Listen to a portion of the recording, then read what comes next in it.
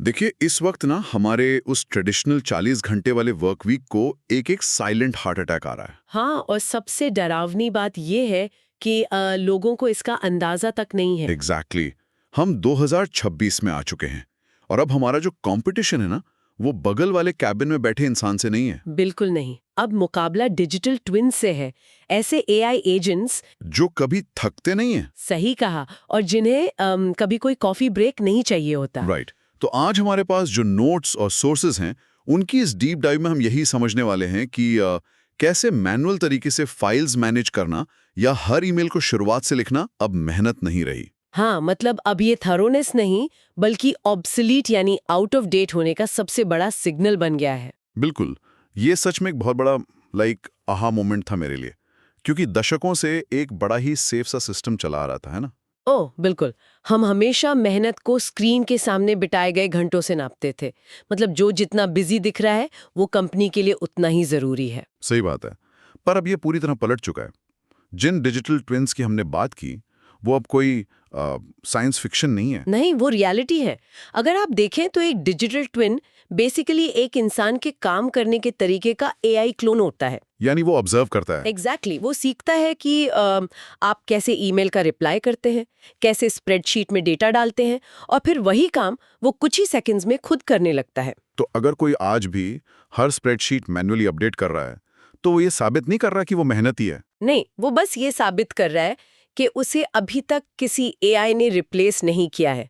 बस वक्त की बात है। वाओ।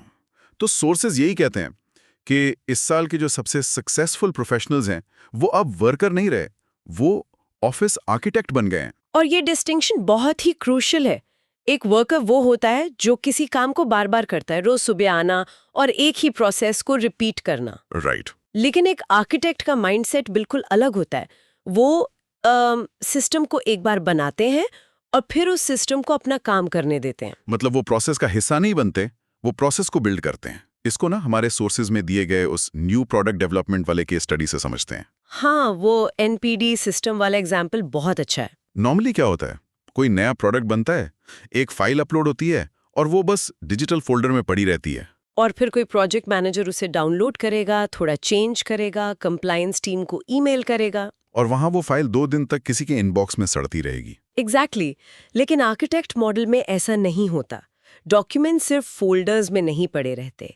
सोर्सेज स्पेसिफिकली कहते हैं कि नए सिस्टम्स में डॉक्यूमेंट्स लिटरली आपस में बात करते हैं। बात करते हैं तो क्या एआई इनको रीड करता है? हाँ, इसमें कोई जादू नहीं है। जब फाइल अपलोड होती है तो सिस्टम में बैठा एआई उसको सिर्फ स्टोर नहीं करता, वो रीड करता है कि सारे सिग्नेचर्स हैं या नहीं, डेट सही है या नहीं। ओ, तो किसी इंसान के चेक करने का वेट नहीं होता? बिल्कुल नहीं। अगर कोई कंप्लायंस एरर है तो एआई तुरंत प्लांट हेड को एक ऑटोमेटेड अलर्ट भेज देता है और प्रोजेक्ट टाइमलाइन अपने आप अपडेट हो जाती है। बिना किसी मैनुअल डेटा एंट्री के।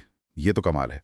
इसको अगर मैं एक एनालॉजी से समझाऊं तो वर्कर माइंडसेट का मतलब है रोज नदी से बाल्टी में पानी भर के खेत तक लाना। हाँ, रोज पसीना बहाना। राइट।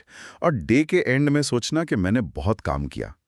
लेकिन आर्किटेक्ट माइंडसेट ये है कि एक बार टाइम लगाकर नदी से खेत तक पूरी पाइपलाइन बिछा दो और फिर बस वाल्व खोलना बाकी रह जाता है। एनालॉजी बहुत बढ़िया है, पर मैं यहाँ थोड़ा सा पुशबैक देना चाहूंगी। अच्छा, क्यों?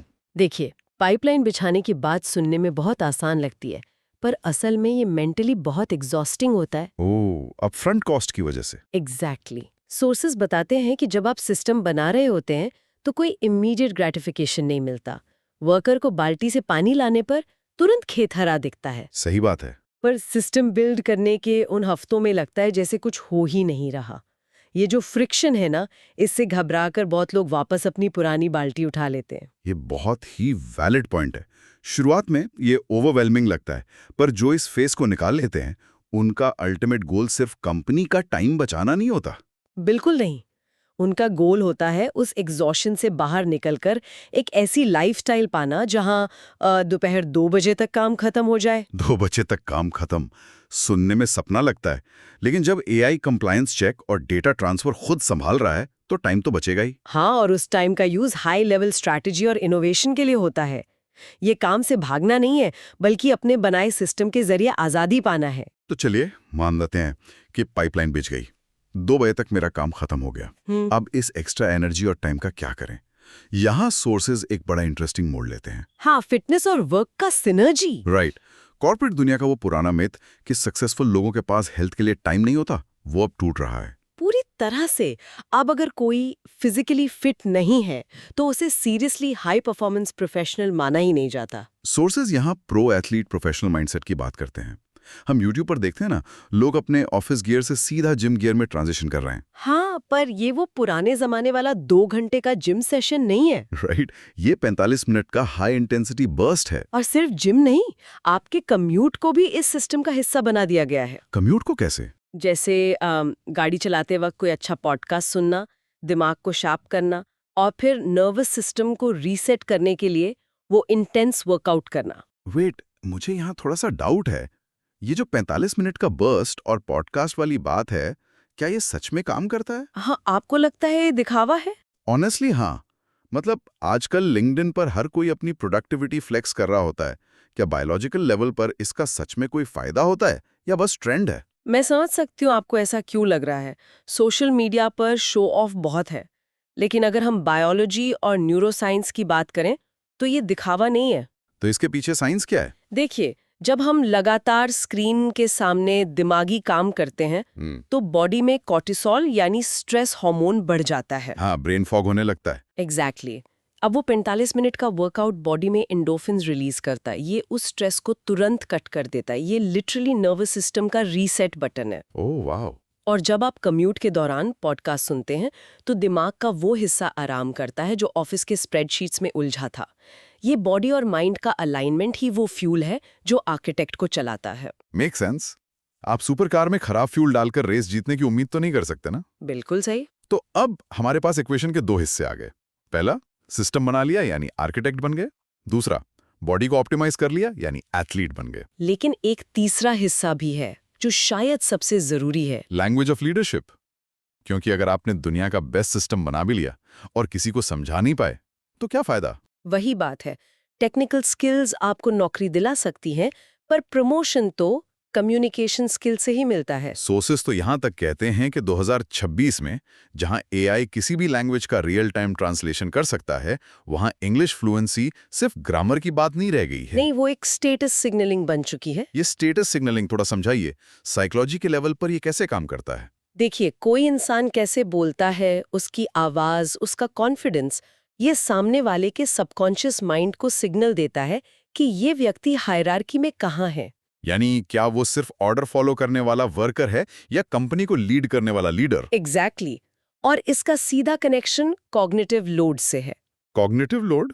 वो कैसे? जब कोई मीटिंग में पूरे कॉन्फिडेंस और क्लैरिटी के साथ बात करता है बिना अटके, तो सुनने वालों का दिमाग रिलैक्स हो जाता है। उन्हें बात समझने में मेहनत नहीं करनी पड़ती।